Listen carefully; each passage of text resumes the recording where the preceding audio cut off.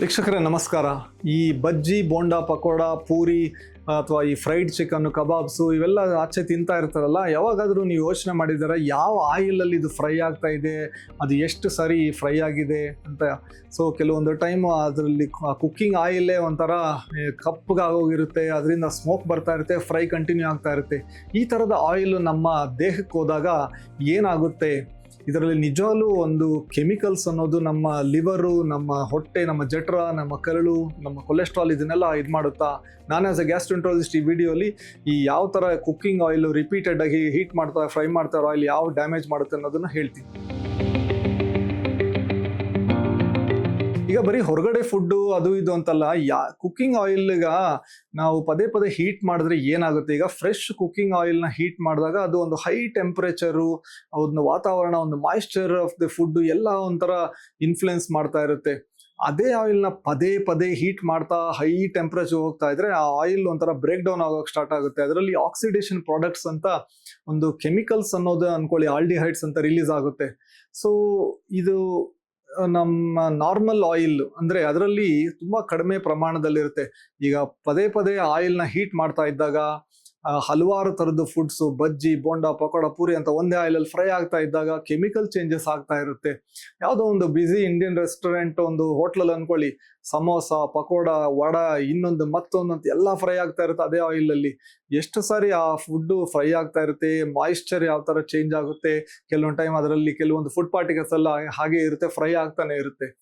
ಕೆಲವೊಂದು ಟೈಮು ಇರೋ ಆಯಿಲ್ಗೆ ಮತ್ತೆ ಫ್ರೆಶ್ ಆಯಿಲ್ ಹಾಕಿ ಇದು ಮಾಡ್ತಾ ಇರ್ತಾರೆ, ಡೈಲ್ಯೂಟ್ ಮಾಡಿಬಿಟ್ಟು ಮತ್ತೆ ಅದೇ ಒಳಗಡೆ ಇರೋ ಆಯಿಲ್ ಹಾಗೆ ಇರುತ್ತೆ. ಸೊ ಈ ರಿಪೀಟೆಡ್ ಆಯಿಲ್ ರಿಯೂಸ್ ಅನ್ನೋದು ನಮ್ಮ ದೇಶದಲ್ಲಿ ಒಂದು ದೊಡ್ಡ ಕನ್ಸರ್ನ್. ಈ FSSAI ಅಂತ ಫುಡ್ ಸೇಫ್ಟಿ ರೆಗ್ಯುಲೇಟರಿ ಅಥಾರಿಟಿ ಅಂತ. ಸೊ ಇವರು ಒಂದು ಗೈಡೆನ್ಸ್ ಎಲ್ಲ ಕೊಟ್ಟಿದ್ದಾರೆ, ಯಾವ ಒಂದು ಪರ್ಸೆಂಟೇಜ್ ಈಗ ಟೋಟಲ್ ಪೋಲಾರ್ ಕಾಂಪೌಂಡ್ಸ್ ಅಂತೀವಿ ಅದರದ್ದು ಪರ್ಮಿಟೆಡ್ ಲಿಮಿಟ್ ಎಷ್ಟಿದೆ, ಎಷ್ಟು ಸಾರಿ ನಾವು ಫುಡ್ ಇದು ಆಯಿಲ್ನ ಸೇಫ್ ಆಗಿ ಫ್ರೈಯಿಂಗ್ ರಿಪೀಟೆಡ್ ಆಗಿ ಯೂಸ್ ಮಾಡ್ಬೋದು, ಅದು ಇದು ಅಂತ. ಸೊ ಆಯಿಲ್ ರಿಪೀಟೆಡ್ ಆಗಿ ಫ್ರೈ ಮಾಡ್ತಾ ಇದ್ರೆ high amount of heat, oxygenation, ಅದು ಒಂಥರ ಫ್ಯಾಟ್ಸ್ ಎಲ್ಲ ಬ್ರೇಕ್ ಡೌನ್ ಆಗಿ ಕೆಲವೊಂದು ಕೆಮಿಕಲ್ಸ್ ನಾನು ಹೇಳ್ದಂಗೆ ರಿಲೀಸ್ ಆಗುತ್ತೆ. ಇದು ನಮ್ಮ ಶರೀರದಲ್ಲಿರೋ ಸೆಲ್ಸ್ ಜೊತೆ ಇಂಟ್ರಾಕ್ಟ್ ಆಗುತ್ತೆ. ಆಕ್ಸಿಡೇಟಿವ್ ಸ್ಟ್ರೆಸ್ ಅಂತೀವಿ, ಸೆಲ್ ಡ್ಯಾಮೇಜ್ ಅಂದ್ರೆ ಒತ್ತಡ, ನಮ್ಮ ಶರೀರದಲ್ಲಿ ಒತ್ತಡ ಶುರು ಆಗುತ್ತೆ. ಈಗ ಯಾವಾಗೋ ಅಪರೂಪಕ್ಕಾದ್ರೆ ಪರವಾಗಿಲ್ಲ, ಡೈಲಿ ಆ ಥರದ್ದು ಫುಡ್ಸು ತಿಂದು ನಮ್ಮ ಶರೀರಕ್ಕೆ ಆಹಾರದಿಂದ ಒತ್ತಡ ಕೊಟ್ಟರೆ ನಮಗೆ ತೊಂದರೆ ಕೊಡೋಕೆ ಸ್ಟಾರ್ಟ್ ಆಗುತ್ತೆ. ಇದು ವೈಜ್ಞಾನಿಕವಾಗೂ ನೋಡಿದ್ದಾರೆ, ರಿಪೀಟೆಡ್ ಆಗಿ ಆಯಿಲ್ನ ಹೀಟ್ ಮಾಡೋದ್ರಿಂದ ಏನು ಎಫೆಕ್ಟ್ ಇರುತ್ತೆ, ಶರೀರದಲ್ಲಿ ಉರಿಯೂತ, ಶರೀರದಲ್ಲಿ ರಕ್ತನಾಳ, ಸೆಲ್ ಡ್ಯಾಮೇಜ್ ಏನಾಗುತ್ತಾ ಅಂತ ಹೇಳಿ. ಯಾವಾಗೋ ಅಪರೂಪಕ್ಕೆ ಯಾವುದೋ ಒಂದು ಬಜ್ಜಿ, ಬೋಂಡಾ, ಪಕೋಡ ತಿಂದ ತಕ್ಷಣನೇ ಹೃದಯಘಾತ ಅಥವಾ ಲಿವರ್ ಪ್ರಾಬ್ಲಮ್ಮು, ಕ್ಯಾನ್ಸರ್ಗಳು ಬರೋದಿಲ್ಲ. ಯಾವಾಗ ಸಮಸ್ಯೆ ಅಂದ್ರೆ ಪದೇ ಪದೇ ಅದೇ ಒಂದು ಅಭ್ಯಾಸ ತರ ಮಾಡ್ಕೊಂಡ್ಬಿಟ್ಟಿರ್ತಾರಲ್ಲ ಅದು. ಸೊ ಇದು ಫ್ರೈಡ್ ಐಟಮ್ ತಿನ್ಲೇಬೇಡಿ ಲೈಫಲ್ಲಿ ಅಂತ ಹೆದರ್ಸೋ ಅಂತ ವಿಡಿಯೋ ಅಲ್ಲ, ನಿಮ್ಮ ಒಳ್ಳೆ ಚಾಯ್ಸಸ್ ಅನ್ನೋದು, ಜೀವನ ಶೈಲಿ ಹೇಗಿರ್ಬೇಕು ಅನ್ನೋದು. ಈಗ ಕೆಲವರು ಕೇಳ್ತಾ ಇರ್ತಾರೆ, ಈ ಪದೇ ಪದೇ ಆಯಿಲ್ ಫ್ರೈ ಮಾಡಿರೋ ಆಯಿಲ್ ಅಲ್ಲಿ LDL ಕೊಲೆಸ್ಟ್ರಾಲ್, ಬ್ಯಾಡ್ ಕೊಲೆಸ್ಟ್ರಾಲ್ ಜಾಸ್ತಿ ಆಗುತ್ತಾ ಅಂತ. ಕೊಲೆಸ್ಟ್ರಾಲ್, ಬ್ಯಾಡ್ ಕೊಲೆಸ್ಟ್ರಾಲ್ ಅನ್ನೋದು ನಿಮ್ಮ ತೂಕದ ಮೇಲೆ, ನಿಮ್ಮ ವ್ಯಾಯಾಮದ ಮೇಲೆ, ಶುಗರ್ ಇದೆಯಾ, ನಿಮಗೆ ಎಷ್ಟು ಬೇರೆ ತರ ಕೊಬ್ಬಿನಾಂಶ ಕನ್ಸ್ಯೂಮ್ ಮಾಡ್ತಾರೆ, ಎಲ್ಲದ್ರ ಮೇಲೂ ಹೋಗ್ತಾ ಇರುತ್ತೆ. ಸೊ ಈ ಕೆಲವೊಂದು ಈ ಹೀಟೆಡ್ ಆಯಿಲ್ನ ಪದೇ ಪದೇ ಅದನ್ನ ಹೀಟ್ ಮಾಡಿ ಇದು ಮಾಡಿದಾಗ ಏನಾಗುತ್ತೆ, ಸೇವಿಸಿದಾಗ ನಮ್ಮ ಕೊಲೆಸ್ಟ್ರಾಲ್ ಮೆಟಬಾಲಿಸಮ್, ಬ್ಲಡ್ ವೆಸಲ್ಸ್, ರಕ್ತನಾಳ, ಇದ್ರ ಮೇಲೆಲ್ಲ ಎಫೆಕ್ಟ್ ಆಗ್ತಾ ಇರುತ್ತೆ. ಇನ್ನೊಂದು ನಮ್ಮ ಡೈಜೆಸ್ಟಿವ್ ಸಿಸ್ಟಮ್ಗೆ ಬಂದಾಗ, ನಾನು ಆಸ್ ಎ ಗ್ಯಾಸ್ಟ್ರೆಂಟ್ರಾಲಜಿಸ್ಟು ಈಗ ಈ ಆಹಾರ ನಾವು ರಿಪೀಟೆಡ್ ಆಗಿ ಫ್ರೈ ಮಾಡಿರೋ ಅಂತ ಫುಡ್ ಒಳಗಡೆ ಹೋದಾಗ ಫಸ್ಟ್ ಕಾಂಟ್ಯಾಕ್ಟ್ ಅಲ್ಲಿ ಬರೋದೇನು, ನಮ್ಮ ಅನ್ನನಾಳ, ಜಠರ, ಕರಳು. ಸೊ ಹಾಗಾಗಿ ಈ ಥರದ್ದು ಫುಡ್ಡು ನಮ್ಮ ಶರೀರಕ್ಕೆ ಪದೇ ಪದೇ ಕೊಟ್ಟಾಗ, ಈ ಆಯಿಲ್ ಯಾವುದರಲ್ಲಿ ಬೆಳಿಗ್ಗೆಯಿಂದ ಸಂಜೆವರೆಗೂ ಫ್ರೈ ಆಗ್ತಾನೆ ಇರ್ತಾವಲ್ಲ, ಇದು ನಮ್ಮ ಒಂದು ಕರಳಲ್ಲಿ ಉರಿಯೂತ, ಕರಳಲ್ಲಿ ಒಂಥರ ಒಂದು ಚೇಂಜಸ್ ಅನ್ನೋದನ್ನ ನಾರ್ಮಲ್ ಗಟ್ ಎನ್ವೈರನ್ಮೆಂಟ್ ಇಂದ ಅದನ್ನ ಆಲ್ಟರ್ ಮಾಡೋ ಒಂದು ಸಾಧ್ಯತೆ ಇದೆ. ಸೊ ಈಗ ರೆಗ್ಯುಲರ್ ಆಗಿ ಕೆಲವೊಂದು ಟೈಮು ತಿಂತಾ ಇರ್ತಾರೆ ಜನ, ಸುಮಾರು ಒಂಥರ ಫ್ರೈಡ್ ಐಟಮ್ಸ್ ಅನ್ನೋದು ಇಷ್ಟ, ಹುರಿದಿರೋ ಫುಡ್ಗಳು.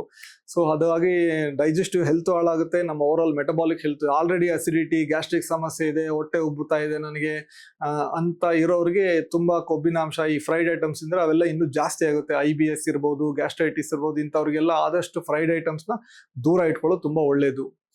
ಈಗ ಈ ಫ್ಯಾಟಿ ಲಿವರ್ ಅನ್ನೋದು ಒಂದು ದೊಡ್ಡ ಸಮಸ್ಯೆ ಅಂತ ಎಲ್ಲರಿಗೂ ಗೊತ್ತು. ಯಾಕಂದ್ರೆ ಲಿವರ್ ಅನ್ನೋದು ಈ ಫ್ಯಾಟ್ ಕೊಬ್ಬಿನಾಂಶನ ಯಾವ ತರ ಪ್ರೋಸೆಸ್ ಮಾಡುತ್ತೆ ಅನ್ನೋದು ತುಂಬಾ ಇಂಪಾರ್ಟೆಂಟ್. ಯಾಕಂದ್ರೆ ಈಗ ಕೆಲವೊಂದು ಸ್ಟಡೀಸ್ ಅಲ್ಲಿ ಈ ತರ ಪದೇ ಪದೇ ಹೀಟ್ ಮಾಡಿರೋಂಥ ಆಯಿಲ್ಸ್ ಅಲ್ಲಿ ತಿನ್ನೋ ಫುಡ್ ನಮ್ಮ ಲಿವರ್ಗೂ ಒಂಥರ ಡ್ಯಾಮೇಜ್ ಆಗುತ್ತೆ.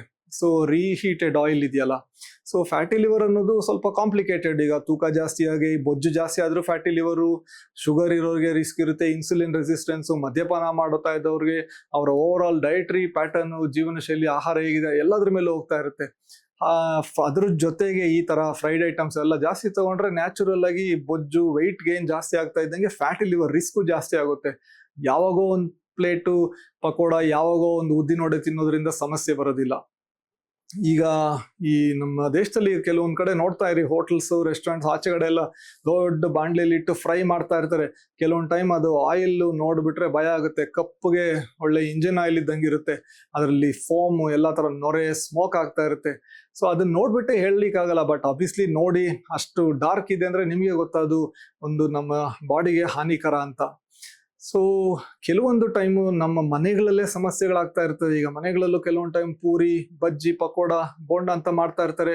ಮಿಕ್ಕಿರೋ ಆಯಿಲ್ನ ಮತ್ತೆ ಎತ್ತಿಟ್ಟಿರ್ತಾರೆ, ಇನ್ನೊಂದು ದೋಸೆಗೆ ಯೂಸ್ ಮಾಡ್ಕೋಣ ಅದು ಇದು ಅಂತ ಹೇಳ್ಬಿಟ್ಟು. ಸೊ ಈ ತರ ರಿಪೀಟೆಡ್ ಆಗಿ reuse of the frying oil ಅನ್ನೋದನ್ನ ಮಾಡಬಾರ್ದು. ಆಮೇಲೆ ಒಂದ್ಸಾರಿ ಫ್ರೈ ಆಗಿರೋ ಆಯಿಲ್ನ ತಗೊಂಡು ನಾರ್ಮಲ್ ಆಯಿಲ್ ಜೊತೆಗೆ ಮಿಕ್ಸ್ ಮಾಡೋದು ಒಂದು ಒಳ್ಳೆ ಅಭ್ಯಾಸ ಅಲ್ಲ. ಇನ್ನು ಆಯಿಲ್ ಅಲ್ಲಿ ಸ್ಮೋಕ್ ಬರ್ತಾ ಇದೆ ಅಂದಾಗ ಅದನ್ನು ಒಳ್ಳೇದಲ್ಲ. ಓವರ್ ಹೀಟೆಡ್ ಆಯಿಲ್ ಮನೆಯಲ್ಲೂ ಅಷ್ಟೇ, ಕಿಚನ್ ಅಲ್ಲಿ ಒಂಥರ ಎಲ್ಲ ಹೊಗೆ ಬರಕ್ ಸ್ಟಾರ್ಟ್ ಆಗುತ್ತೆ. ಅದರಲ್ಲಿ ವೋಲಟೈಲ್ ಕಾಂಪೌಂಡ್ಸ್ ಅನ್ನೋದು ವಾತಾವರಣಕ್ಕೆ ಎಂಟರ್ ಆಗ್ತಾ ಇರುತ್ತೆ. ಕಿಚನ್ ಎಲ್ಲ ಸ್ಮೋಕ್ ತುಂಬಿಕೊಂಡಿದೆ ಅಂದಾಗ ನೀವು ಫುಡ್ ನ ಕುಕ್ ಮಾಡಬೇಕು, ಚೆನ್ನಾಗಿ ಓವರ್ ಫ್ರೈ ತರ ಮಾಡೋದಲ್ಲ. ಈ ಕೆಲವ್ರು ಹೇಳ್ತಾ ಇರ್ತಾರೆ, ಇಲ್ಲ ನಾನು ಯಾವ್ದೋ ಒಳ್ಳೆ ಕ್ವಾಲಿಟಿ ಆಯಿಲ್ ಯೂಸ್ ಮಾಡ್ತೀನಿ, ಅದೆಲ್ಲ ಸ್ಟೇಬಲ್ ಆಗಿರುತ್ತೆ, ಎಷ್ಟು ಸಾರಿ ಹೀಟ್ ಮಾಡಿದ್ರೆ ಏನೂ ಆಗೋದಿಲ್ಲ ಅಂತ. ಸೊ ಆ ತರದ್ ಯಾವ್ದು ಆಯಿಲ್ ಇಲ್ಲ. ಜಾಸ್ತಿ ಸಾರಿ ಕುಕ್ ಮಾಡಿದಷ್ಟು ಆ ಟೆಂಪ್ರೇಚರ್ ಎಷ್ಟು ಇದೆ, ಕುಕಿಂಗ್ ಟೈಮ್ ಎಷ್ಟು ಸಾರಿ ಫ್ರೈ ಮಾಡ್ತಾ ಇದ್ದೀರಾ, ಅವೆಲ್ಲ ಇಂಪಾರ್ಟೆಂಟ್. ಆಮೇಲೆ ಯಾವ ತರ ಫುಡ್ ಅದ್ರಲ್ಲಿ ಫ್ರೈ ಆಗ್ತಾ ಇದೆ, ಇವೆಲ್ಲ ಇಂಪಾರ್ಟೆಂಟು. ಸೊ ಒಂದು ಅಪರೂಪಕ್ಕೆ ಯಾವಾಗೋ ಹಬ್ಬ ಹರಿದಿನ ಅಂತ ಏನೋ ಒಂದು ಇರ್ತದಲ್ಲ, ಅವಾಗ ಒಂದು ಫ್ರೈಡ್ ಐಟಮ್ಸ್ ತಗೊಳ್ಳೋದು ಏನು ಸಮಸ್ಯೆ ಅಲ್ಲ. ಈಗ ಋಷಿ ಮುನಿ ತರ ನೀವು ಆಶ್ರಮದಲ್ಲಿ ಇದ್ದಂಗೆ ಇರಿ ಅಂತ ಹೇಳ್ತಾ ಇಲ್ಲ. ಬಟ್ ಈ ತರ ಈ ರೆಗ್ಯುಲರ್ ಆಗಿ ಹೊರಗಡೆ ಫುಡ್ಸ್, ಎಸ್ಪೆಷಲಿ ಈ ಆಯಿಲ್ ಅಲ್ಲಿ ಡೀಪ್ ಫ್ರೈ ಆಗಿರುವಂತ ಫುಡ್ಸ್, ರಿಪೀಟೆಡ್ ಆಗಿರುವಂತ ಫುಡ್ಸ್ ನ ಆದಷ್ಟು ಕಟ್ಔಟ್ ಮಾಡಬೇಕು. ಮನೆಯಲ್ಲೂ ಅಷ್ಟೇ ರೀಯೂಸ್ ಮಾಡಕ್ ಹೋಗ್ಬೇಡಿ ಆಯಿಲ್ನ ಪದೇ ಪದೇ.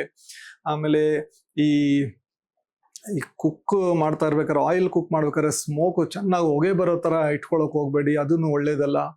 ಕೆಲವೊಂದು ಟೈಮು ನೀವು ಯಾವುದೋ ಒಂದು ಹೊರಗಡೆ ಸ್ಟ್ರೀಟ್ ಫುಡ್ ಅಲ್ಲಿ ನೋಡ್ತಾ ಇರ್ತೀರಾ, ಆ ಆಯಿಲ್ ಅಲ್ಲೇ ಆಲ್ರೆಡಿ ನೊರೆ, ಸ್ಮೋಕ್ ಬರ್ತಾ ಇರ್ತೀವಿ, ವಿಪರೀತ ಎಲ್ಲ ಕಪ್ಪಗಿದೆ ಅಂದ್ರೆ ಅಂತ ಫುಡ್ನ ತಗೊಳಕ್ ಹೋಗ್ಬೇಡಿ. ಸೊ ಯಾವಾಗೋ ಅಪರೂಪಕ್ಕೆ ನಾನು ಹೇಳ್ದಂಗೆ ತಿನ್ನೋದು ಸಮಸ್ಯೆ ಅಲ್ಲ, ಬಟ್ ನಿಮ್ಮ ದಿನಚರಿ ಹೇಗಿರುತ್ತೆ, ಒಂದು ಆಹಾರ ಪದ್ಧತಿ ಹೇಗಿರುತ್ತೆ, ಆಮೇಲೆ ಆದಷ್ಟು ಈಗ ಜನ ಇನ್ ಜನರಲ್ ನಗರಗಳಲ್ಲಂತೂ ತೂಕ ಅನ್ನೋದು ಎಲ್ಲರೂ ಸ್ವಲ್ಪ ಜಾಸ್ತಿನೇ ಆಗ್ತಾ ಇದ್ದಾರೆ, ತುಂಬಾ ಸಣ್ಣಕ್ಕಿರೋರು ಕಡಿಮೆ ಆಗ್ತಾರೆ. ಹಾಗಾಗಿ ಫ್ರೈಡ್ ಐಟಮ್ಸು, ಈ ತರ ಆಯಿಲ್ ಫುಡ್ಸ್ನ ಎಷ್ಟು ಕಡಿಮೆ ಇಟ್ಕೊಂಡ್ರೆ ಅಷ್ಟು ನಮ್ಮ ಆರೋಗ್ಯಕ್ಕೆ, ಜೀರ್ಣಾಂಗ ಆರೋಗ್ಯನೇ ಅಲ್ಲ, ನಮ್ಮ ಇಡೀ ಶರೀರದ ಆರೋಗ್ಯಕ್ಕೆ, ಮೆಟಬಾಲಿಕ್ ಹೆಲ್ತ್ ಅಂತೀವಲ್ಲ ಅದಕ್ಕೂ ಒಳ್ಳೇದು.